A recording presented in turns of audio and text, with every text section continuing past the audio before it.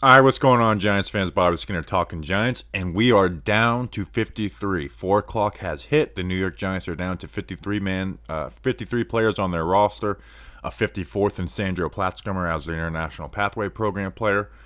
And the real headline of this is that we're just getting started. There's going to be a lot of things that change over the next 48 hours with waivers, IR. Guys like Shane Lemieux, Ellerson Smith, Rodarius Williams, I could see them being added to IR, which makes spot for either waiver claims or guys that they just cut. Obviously, a lot of guys are going to end up on the practice squad, and we'll go through it all. Make sure to like and subscribe to the channel first, quick. Do it. Do it right now. Right now. 5 seconds. 5, 4, 3, 2, 1. All right. Things I like the most and things I hate the most. I'm going to start with the thing I like the most, and that is Darius Slayton is still a New York Giant entering his 4th year. So he's still on the roster, and he won't be cut just to save $1.5 million in cap space, which I've been big on this. Like, his cap hit is $2.5 million, not guaranteed. But if they cut him, well, guess what? That contract has to be replaced with a minimum. So you save about $1.5 million. Darius Slayton's too good of a player to just cut for nothing. Now they were shopping him, and they still could be shopping him because his contract is not guaranteed. So he doesn't have like a roster bonus that hit today at 4 o'clock. So they could still get the same cap savings if they decide to cut him. And again, he's had the best 2 receiving seasons for the Giants the last 3 years. 741 yards, 750 yards in 2019 and 2020. Had a down year, led the Giants in wide receiver touchdowns the last 3 years as well. He has production, and he's fast. He can stack. He can just do things that a lot of NFL wide receivers can't do, and especially on this roster. He's your only fast wide receiver on the outside. Kenny Golladay is not fast. He's not going to just burn guys and be able to stack them and get those touch passes from Daniel Jones. Sterling Shepard, Kadarius Toney, both those guys could play on the outside, but they're not true outside wide receivers, and he's just better than David Sills, who did make the roster. So good job on David Sills finally making the initial 53. So I could still see him getting traded, but it didn't make sense for the Giants to just flat out cut him. He's had too much production, too much talent to do that. Now he last year was very disappointing, even with lower expectations for him. The drop rate at 10% is just unreal for a wide receiver. There's times where you need him, and he just didn't have any. He had 0 catches, 0 yard games. Like, you can't have that. So, but Sutton still does have value in the NFL. And I just would have never been okay with them just flat out cutting him, and they didn't. So I'm very happy with that. He has his flaws, but again, he's their second best true outside wide receiver after Kenny Golladay. And I know people aren't super happy with Kenny Golladay right now. And yeah, is he the 5th wide receiver on the depth chart right now? Yes. Kenny Golladay, injury history. Kadarius Toney, injured every other week. Sterling Shepard, huge injury history. And then Wan'Dale Robinson, the other guy, is a slot-only guy who I think is going to have some rookie struggles. So I'm happy that they're keeping Slayton around. Other stuff in the wide receiver room, Alex Bachman was cut. I know we fell in love with his preseason. It was fun. 19 catches, led all the NFL in preseason. But at the end of the day, he was just the 4th slot wide receiver on the depth chart. You had Sterling Shepard and Wan'Dale, and then Richie James ahead of him.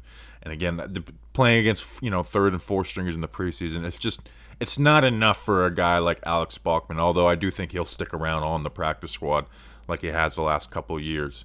So it was a cool preseason for him, and I know it sucks to see a guy do everything that he possibly can to make it and not make it. But we kind of knew this was coming. You're not going to keep a 4th slot guy. Although if they cut Sills and kept Alex Bachman, I would have been all right with that. But I would rather have Sills than Bachman. So there's the thing I like the most. The thing I hate, the Giants cut Quincy Roche. And it's not even just about Quincy Roche. They kept O'Shane Ximines, Jahad Ward, Ellerson Smith, and Timon Fox. I'm glad Timon Fox made the roster. The only UDFA to make the roster. Good for him. But again, Quincy Roche was a rookie last year. He had 38 tackles, 2.5 sacks, 5 tackles for a loss. That's better than any statistical season that Jahad Ward and O'Shane Ximines have put up. Like Jahad Ward last year in his 6th year had 2 sacks, 3 tackles for a loss, 32 tackles. O'Shane Ximines was literally benched for Quincy Roche last year. And Quincy Roche was getting playing time. Only had 13 tackles, 0 sacks, and 0 tackles for a loss. And Quincy is a better pass rusher than Jahad Ward, O'Shane Smith, and Ellerson Smith. Ellerson has a ceiling, but one, he's injured, and I don't think he's going to achieve that ceiling. But I'm not asking for Ellerson Smith to be cut. I'm asking for O'Shane Ximines to be cut. And then also Timon Fox, glad he made the roster, but he would have made it to the practice squad. Rookie undrafted free agents don't get claimed on waivers unless they have just flat out amazing preseasons, which Fox didn't have, even though I do like him as a player. And you say, well, scheme fit. Well, what scheme value? Like, okay, let me start with this. Quincy he's better in the run game by far than O'Shane Ximines and Ellerson Smith. And you could talk about those, Ellerson Smith's ceiling. He's really bad in the run game, and Quincy Roche is by far better than those guys. And I think he's better than Jihad Ward. And if he's not, it's close. And again, he's a rookie. Jihad Ward's a 6-year player. O'Shane Ximines is a 3rd-year player, and then Ellerson you want to give some time. So again, I'm not asking to cut Jihad Ward or Ellerson Smith, but O'Shane Ximines being on this roster going into his 4th year just doesn't make any sense. And people say, well, scheme fit. He doesn't fit the Wink Martindale scheme. How not? He's a stand-up 3-4 pass rusher, edge player. He's better as a pass rusher than O'Shane Ximines, and he's a much better run defender than O'Shane Ximines. Because O'Shane Ximines can work a little bit lateral, might be a little more athletic. If he is, it's not by much. So I just don't understand that. Like, what scheme values lesser pass rushers and guys who can't set an edge in the run game or even make a play in the run game? And he's younger. Like, I know. Hey, listen, Quincy Roche is not going to be some world beater player. I'm not saying we're cutting the next best player, but he should have been on this team. He's a 2nd-year player who had a good rookie season when you consider he was a 6th-round draft pick, claimed off waivers from the Steelers last year. He should have been on this team. So I'm rooting for Quincy Roche no matter where he goes. And he's not going to be on the practice squad. Why would he come back to a practice squad that, they just cut him when he has better production than all the other guys ahead of him on the depth chart besides Kayvon and Azeez? And that's the other thing. Kayvon and Azeez are both hurt right now. Like, Kayvon's probably going to miss week 1. We don't know with Azeez, but he could miss week 1. So I just think it's a mistake to not keep Quincy Roche on the roster. So, and I've went through all the possible. The only thing I could think is just Quincy Roche is a bad guy, which I don't think is true. So that's the thing I love the most. Thing I hated the most was Darius Slayton and Quincy Roche. Other notes. Josh Azudu, Devery Hamilton, Ben Bredesen, and Max Garcia are the backup offensive linemen.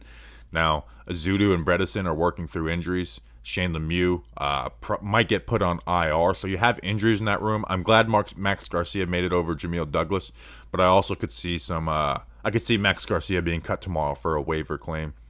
Don't really have a swing tackle. Devery Hamilton would be that right now, but I just don't see that happening. Like, I think they're going to work a swing tackle. I know Alex Leatherwood's a name that people like. I'm not sure how. It's kind of crazy they cut him after 1 year, but I don't know what he is, so I'm not going to say Alex Leatherwood off the top. A few guys that I like that I think will end up on the practice squad. Austin Allen. He isn't going to get claimed, so he still has work to his game. They kept Bellinger, Tanner Hudson, and Chris Myrick. I like all those guys better than Austin Allen right now, but obviously I'd like to see Allen make the practice squad. Jashawn Corbin was one that a lot of people liked. He didn't even average 4 yards per carry in the preseason. Had some good stuff as a receiving, but again, I think he's going to make it to the practice squad unless there's another guy who got cut that they like at running back a little more. Gary Brightwell and Antonio Williams made the roster behind Saquon and Matt Breida. I view Brightwell as more as a kick returner. I mean, that's what they had him, playing. Which, when you see a guy being the first kick returner or the first punt returner, it usually gives you an indication they'll make the roster. Other notes: the backup secondary right now, 2 cornerbacks after Adoree Jackson, Aaron Robinson, and Darnay Holmes is Cordell Flott, their 3rd-round draft pick, and then Rodarius Williams, who could be put on IR, and their only backup safety is Dane Belton. So they have 5 corners in total, 3 safeties in total. So we're going to see new faces there. And I can even see like a guy like Tony Jefferson, who was cut by the Ravens, coming and signing with the Giants. Obviously familiarity there with Wink Martindale. So that's the depth secondary is not currently on the roster right now. Linebackers, they kept 6. Austin Calitro made it. I didn't think he'd make it because they value the special teams of Cam Brown and Carter Coughlin, but they kept all 3 of those guys behind Blake Martinez, Tay Crowder, and Micah McFadden. So I thought for sure one of those guys would be the odd man out, but good for Austin Calitro. He had a good.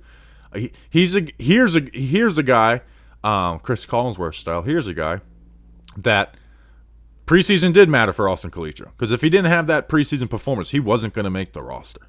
And he did. He was signed like the first week of training camp, was with the third and fourth string defenses, and then makes his way onto the roster after Darian Beaver's injury. So good for him. So again,